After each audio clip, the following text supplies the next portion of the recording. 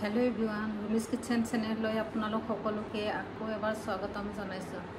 आशा करूँ आपनालोक सकलोए भाले आछे आरु मयो भाले आछो। আজি মই आपनालोকৰ ওচৰলৈ आको एटी नतुन रेसिपि লৈ আনিছো। তেনলে ৰেচিপিটোনো কি বাৰু বলকচোন চাওঁ। আজি মই आपनालोকলৈ লৈ আনিছো এটা খুব ধুনীয়া ৰেচিপি। এটো লোকেল চিকেনৰ ৰেচিপি। ইয়াৰ কাৰণে মই 1 কিলো লোকেল চিকেন লৈছো আৰু 4টা পিয়াজ এনেকে কাটি লৈছো। এটা পিয়াজ ৰুকি লৈছো আৰু ইয়া গোটা গৰম মছলা 2 খিলা তেজপাত আৰু এটা শুকান জলকীয়া আৰু দুটা আলু বাকলি গুচাই লৈছো। আৰু ইয়াতে ধনিয়া গোটা জিৰা আৰু আদা ৰসুন শুকান জলকীয়া ধুনিয়াকে বটি লৈছো। আৰু ইয়াতে নিমখ হালধি আৰু অলপ ৰঙা জলকীয়াৰ গুৰি আছে। তে বলকচোন বাৰু বনাও। या मैं मिठातेल दी दिसो अलप चेनी दी दिसो कलर तो धुनिया है। गोटा गरम मसला खिनिও दी दिसो तेजपात शुकान जलकীয়া খিনি दी दिसो।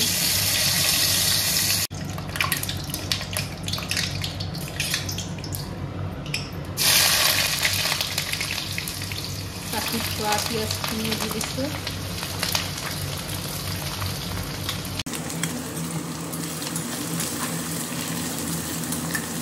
আৰু এতিয়া ৰুকি থৈ দিয়া পিয়াজ খিনিও দি দিছো। এইখিনি অলপ ভাজি লম।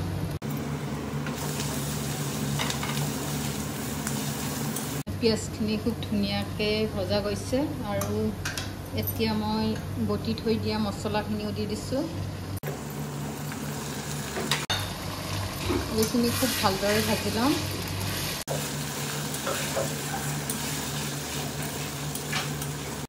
মছলাটো আসলে খুব ধুনিয়াকে ভাজি লব লাগে আৰু মোৰ মছলাটো ভজা হলে মছলাৰ পৰা খুব ধুনিয়াকে তেল এৰিছে। এতে মই হালধি নিমখ আৰু জলকীয়াৰ গুড়াখিনি দি দিছো।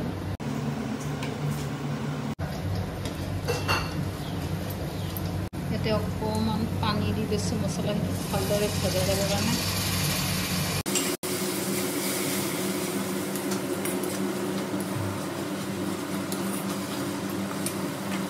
মছলাখিনি ভজা হৈ গ'ল। এতিয়া মই চিকেনখিনি দি দিছো।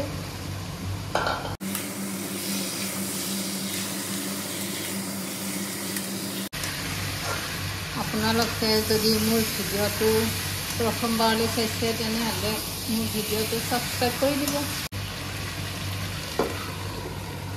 এতিয়া ঢাকনি দি পেলাই 15-20 মিনিটমান সময় ভাজি থাকিম আৰু মাজে মাজে লৰাই থাকিম।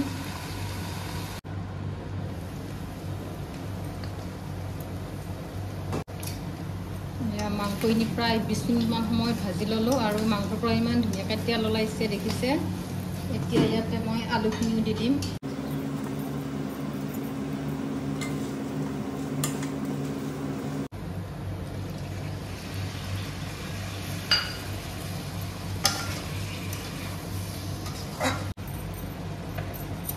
অকণমান পানী দি লৈছো। দি লৈ আৰু অলপ ঢাকনিটো লগাই দিম আৰু অলপ সিজিব দিম। যেহেতুকে লোকেল মুৰ্গী সিজোতে অলপ টাইম লাগে।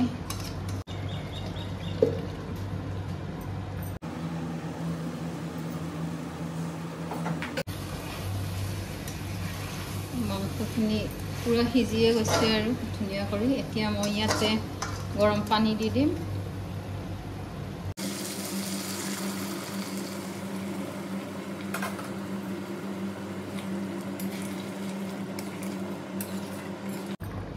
লোকেল মুৰ্গীৰ যেটুকে জোলে খাই ভাল লাগে মই সেইকাৰণে পানীটো অলপ বেছি কৰিয়ে দিছো।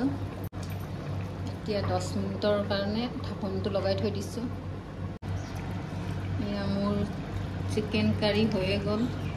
আপোনালোকৰ যদি ভিডিঅ'টো চাই ভাল লাগিল তেনেহ'লে লাইক এটা কৰি দিব আৰু আপোনালোকলৈ নতুন নতুন ৰেচিপি লৈ এনেকৈ আহি থাকিম।